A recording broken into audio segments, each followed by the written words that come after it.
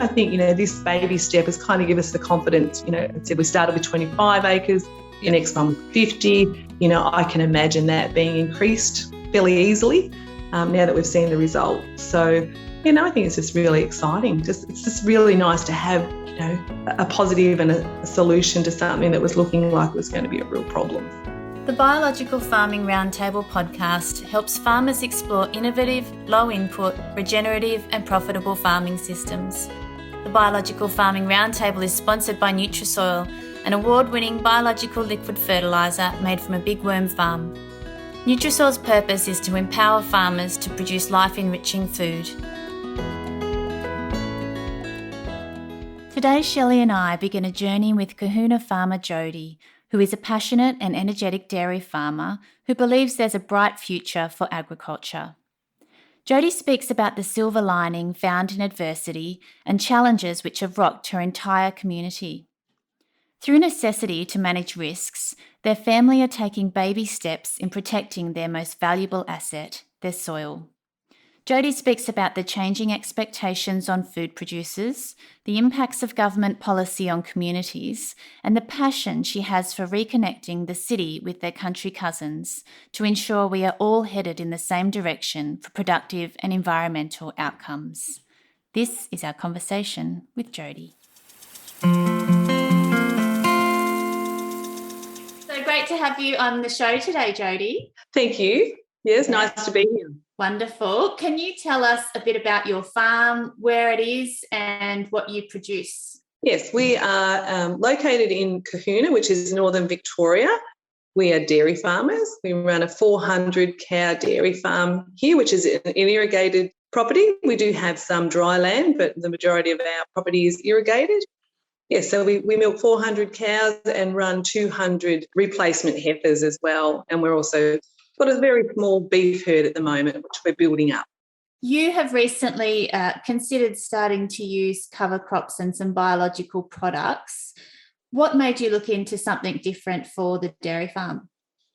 Well, I guess, the last 10 years we've been really, it's been a real transition time for this region due to water reform and all sorts of things that have happened. And it's kind of really made us look at how we do look after our soil, how we do look after our environment. And I think our consumers are really starting to ask those questions of us as well. So in turn, we've asked them of ourselves. And I guess with Facebook and all sorts of social media, you start to get different things fed into your feed. So you explore these different options. We decided we'd have a little look at the cover crop.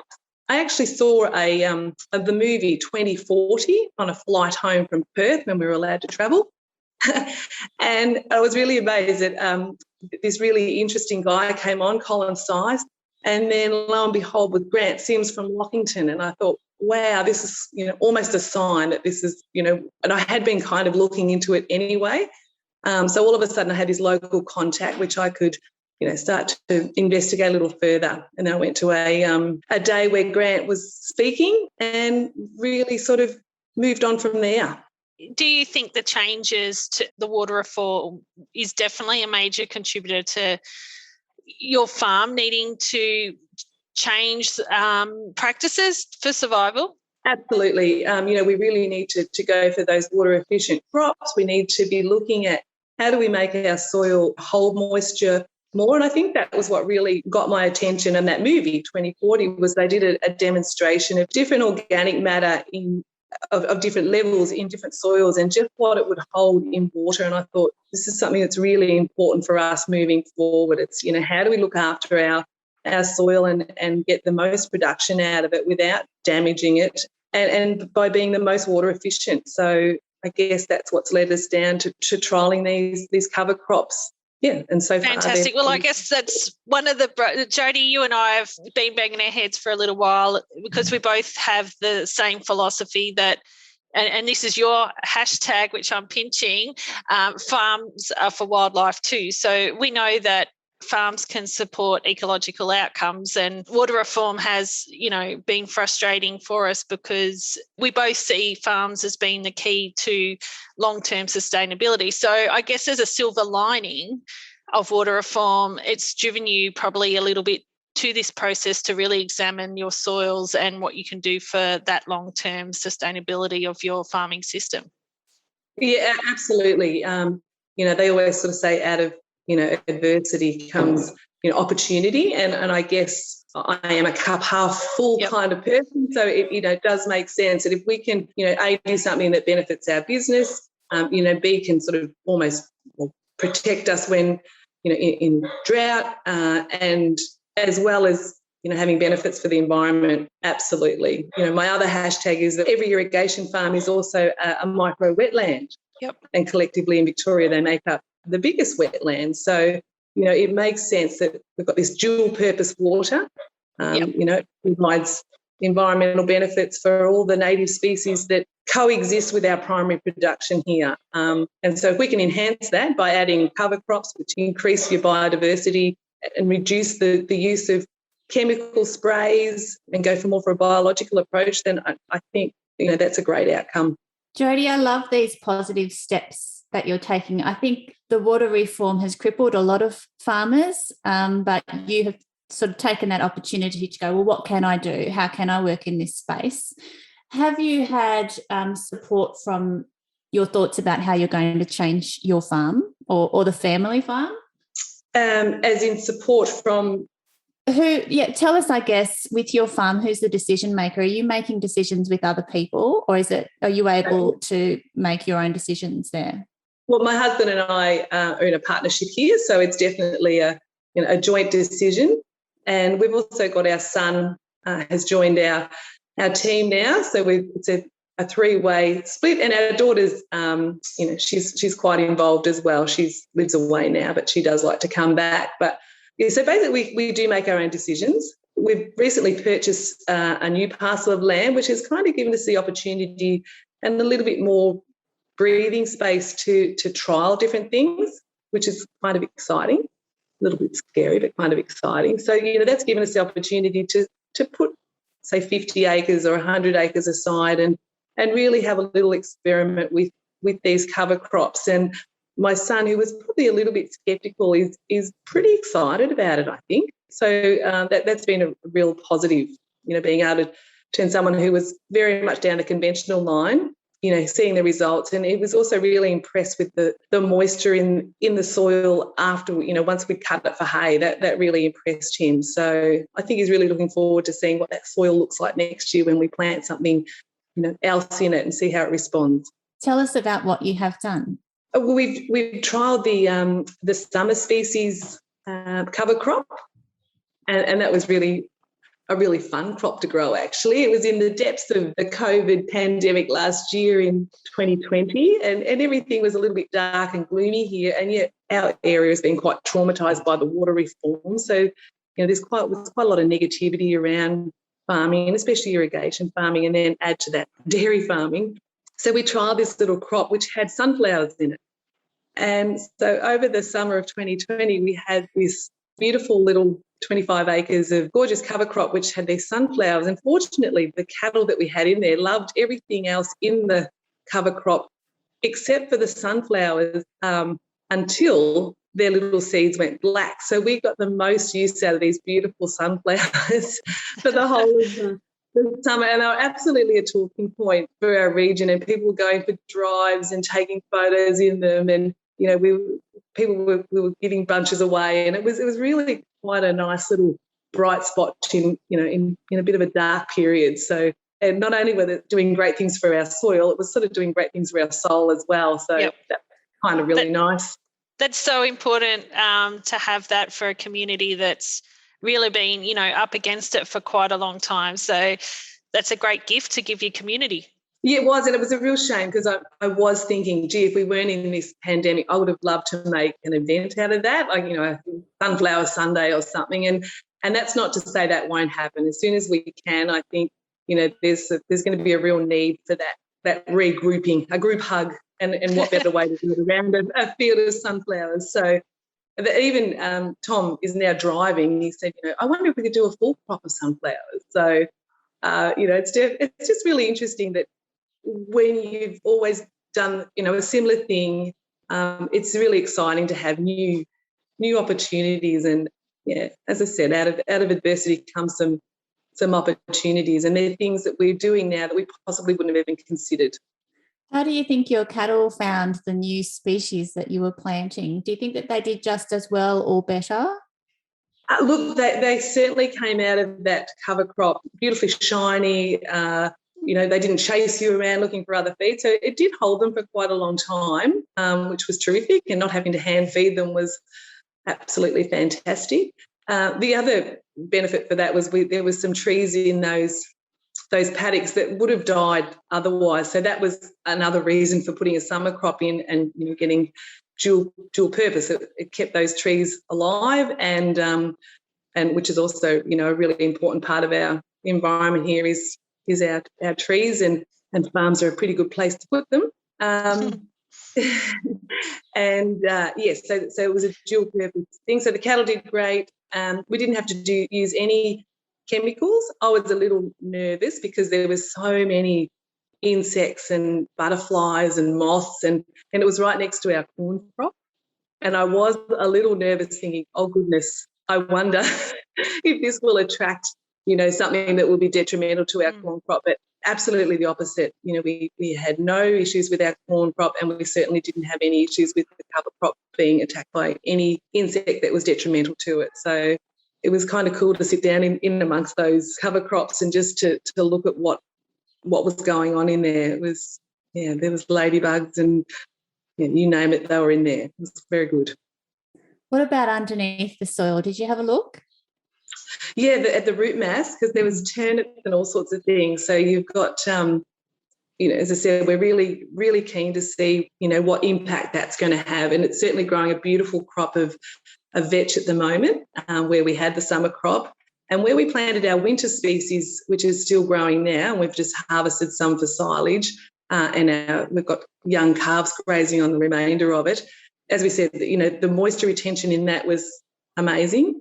And the radishes that are growing in that are kind of insane. They're huge. They are absolutely huge, almost rude. But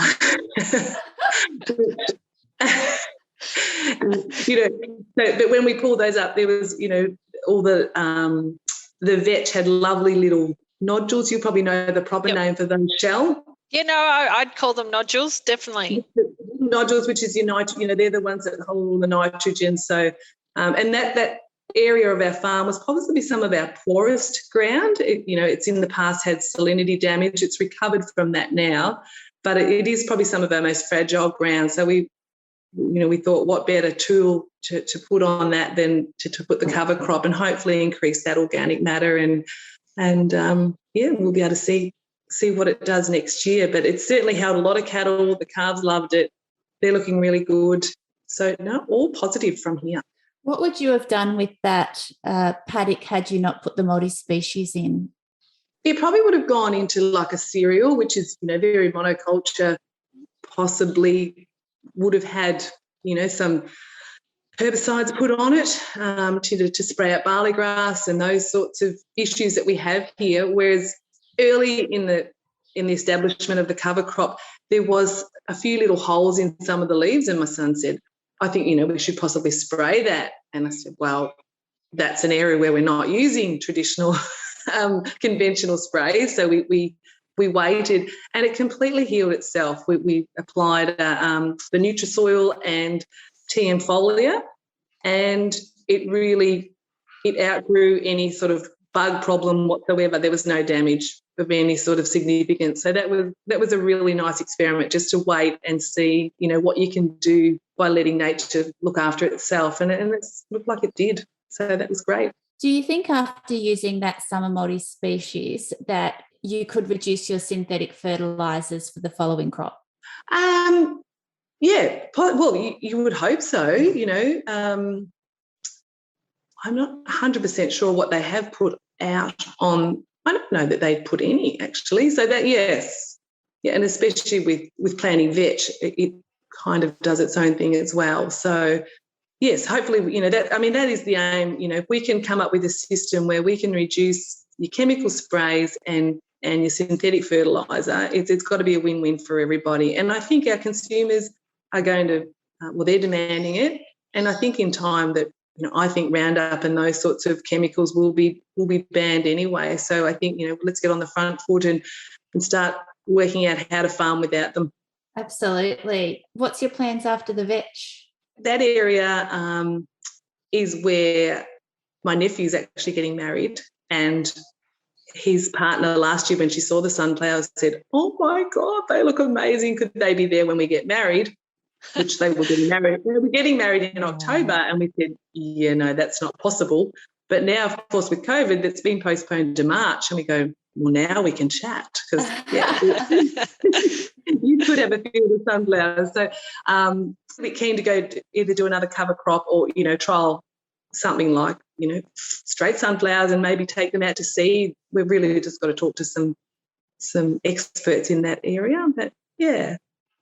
Very exciting. It's so exciting and beautiful that we can, you're bringing a wedding into the equation as well as community. It's gorgeous.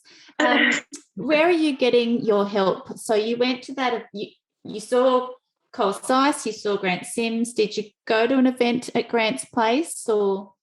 No, well, we had planned to. There was actually 2 events planned that, of course, the year being the year that it has been, they've both been postponed due to the COVID restrictions. So, yes, so I've really just have done the one workshop, which was over where Grant spoke, and now we've bought our seeds and everything from Grant. So we get to talk to him, and of course we now speak with Shell, which is awesome, and Luke Harrington is our other advisor.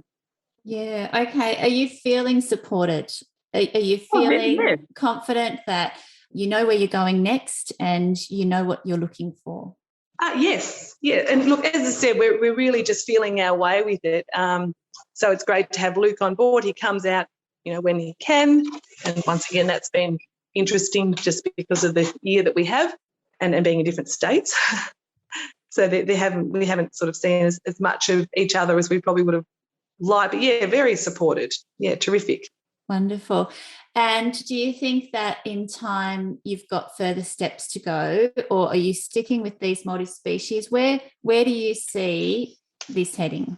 Yeah, no, I think that the multi-species crop will always just be part of the program. And I guess if we get our soil to a stage where it's it's got so much organic matter in it that it holds much more water, so therefore any crop that we do grow in the future, is going to be way more economical because it's going to take less water.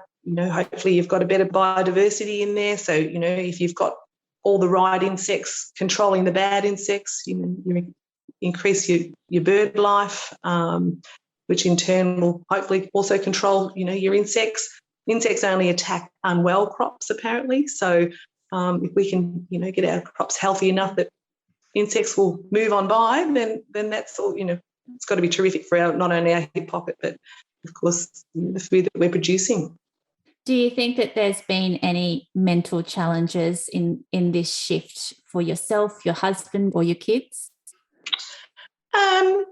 No, possibly because we're really just, doing little manageable patches that everyone's really comfortable with. They're comfortable because trying something so new, I think going out in doing it in a broad acre would be a little bit more challenging than the way we've done it. I think, this baby step has kind of given us the confidence. So we started with 25 acres, the next one 50. I can imagine that being increased fairly easily now that we've seen the results. So, I think it's just really exciting. It's just really nice to have, a positive and a solution to something that was looking like it was going to be a real problem. Jodie, dairy farmers, especially in your area, are just so heavily reliant on irrigation, and we know that those prices can fluctuate so much. Do you see the changes to your farming system as a way to mitigate the risks of the future for irrigation farmers? Oh, absolutely. I mean, we've now become cropping dairy farmers. We used to be able to rely on water as our our risk mitigator. That's not as reliable anymore. So we really have to start developing our own feed wedge. Well, that's the way our business is looking at it. We have to build a feed wedge so that in those years where the water A isn't available or B it's too expensive for us to apply, then we've got a feed wedge, which is basically like, money in the bank, but it's just going to be fodder in our storages. Jodie, you've heard the requests from consumers for healthy food and greener food, and you've decided to provide that. 2 questions. Have you found that it's more enjoyable to farm like that? Is there something in that has given more energy to your motivation at all? Or? Yeah, look, I think anything, trying anything new is always a little bit exciting. And I think that's why I love farming so much, because, it's never a set and forget kind of regime. You think by the time you're 50, you'd have everything kind of sorted, but, we're also which is so not true. I used to look at people at 50 and think, oh, you know what you're up to. No. So, yeah, I think moving towards that feels really good. It certainly does for me, and I know that, Colin is definitely on the same page as well. We've really got to be advocates for what we do now, and I think if we can add, these types of things that we do on our farms to our stories, then we really have to be able to connect with the people that are buying our produce and tell them these stories. I think that's, a really important step too, that in the past we've been really busy and rightly so, just doing what we do, providing a product. But now I think, there's so many mixed views on what we do that we've really got to be on the front foot. And I'd like our peak industry, peak bodies to join us on this journey and really start to tell, the stories of what happened on the ground, that what we do here, how we do, look after our soils, that we do look after our cattle, and we really are pretty passionate about the environment, because without a healthy environment, we're not very viable or very, very productive at all. So, yeah. So it is enjoyable. It definitely is enjoyable. And I guess, we've got a bit of a new spark where we're really keen to start, doing revegetation projects. And because I think the biggest thing, one of the most damaging things you can do to the environment is put pressure on farmers, because, if they are exhausted and out of funds and out of energy, then there's really not a lot left for putting extra into environmental care. I totally agree, Jodie. Yeah. And I know from my own personal experience, I had so many projects that I wanted to work on, and they were environmental projects, setting up like a winter wetland on farm and stuff like that. But the pressures on farmers limit their ability to be able to help with those environmental outcomes. So if we have society supporting farmers, then they will invest back into the environment. Yeah, absolutely. As I said, if we're under pressure, then that, you just do not have the resources, do not have the energy or even the mind space to think other than treading water, and that's what happens. So, I think to protect our environment, we really have to ensure that farmers remain viable, remain profitable, and remain resourced. We need to be valued. And it needs to be a partnership, I think.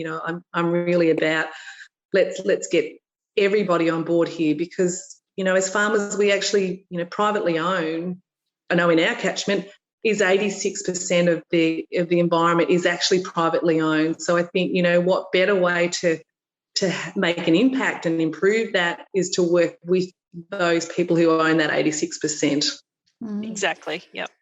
Yeah. Shelley and Jodie, at the moment, Shelley and I are in this space and we're working on this marketing campaign, and we never market, we just educate, but this is more marketing the whole solution here. And we're saying, the line really is that farmers can be the heroes and consumers can be the solution. So it's about letting farmers do what they can do to grow healthy food, which will then in turn heal our environment. And if the consumers buy that healthy food and recognise the quality of it and put their dollars into it, they can be the solution. So we're really trying to get that message out there.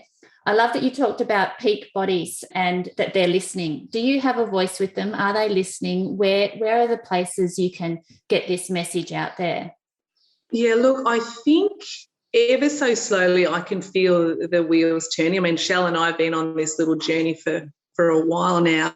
Initially, there was very little recognition of farmers being anything but environmental vandals. Yeah. But now I'm starting to see, even the federal government starting to put out stewardship projects. And I've been involved with the North Central Catchment Management Steering Committee on the Land and Water Plan. And, that was really a big feed in there so I am starting to see some recognition of farming land as environmental opportunities, which is great. There's a long way to go, though, Jodes. There is still a long way to go. Huge. But, yeah, the wheels are turning at least. At least it's part of the conversation. I even heard David Littleproud say the other day that, farmers are our best environmentalists, which I thought was interesting. Yes, so I think we've at least planted the seed. I think now we've got to water it and foster it, and but I don't think it'll happen without it's got to come from the ground. We've got to demand it, and we've got to probably do it, I guess, and demonstrate. I think that's probably what I'm thinking is if we can do something here and demonstrate it and use it as a platform to broadcast to the masses, then I'd be pretty excited about that. Absolutely. Yeah. So in time. And then, Jodie, how has it affected your family? So you've been looking at the environment for a long time, being involved in water and ecosystems, but now you're looking at the healthy food and the healthy soil and that connection to consumers. Has that affected your family and what you eat at the dinner table? Yeah, look, I guess I'm always really interested in the provenance of food. If I can, I'm a big advocate for farmers markets and that locally produced food. Yes, yeah, no, look, we certainly are looking at it. I always flick it over and make sure that it's Australian grown, because I know that that means that it has been grown under the best, welfare and animal welfare and human standards. So that's important. Yeah, look, I think it's definitely a movement, isn't it? We're all moving in that direction. We really want to know what we're putting into our bodies, and so therefore we have to have an interest in, where our food comes from and how it's produced. Absolutely. I really believe it's the key. It's the key to the human health crisis, and it's the key to the environment. And if we can get consumers on board and farmers can be successful in farming with less inputs and regenerating their soil at the same time growing healthy food, we're going to bring all of this together. So thank you so much today, Jodie. Shelley, do you have any more things to ask of Jodie, and do you want to tell us about, our plans with Jodie in the future? Yeah, my question is, Jodie, are you happy to continue a journey with us and catch up with us on a regular basis so that we can share your experience and help others have the confidence to jump on the journey to higher profitability and lower input farming?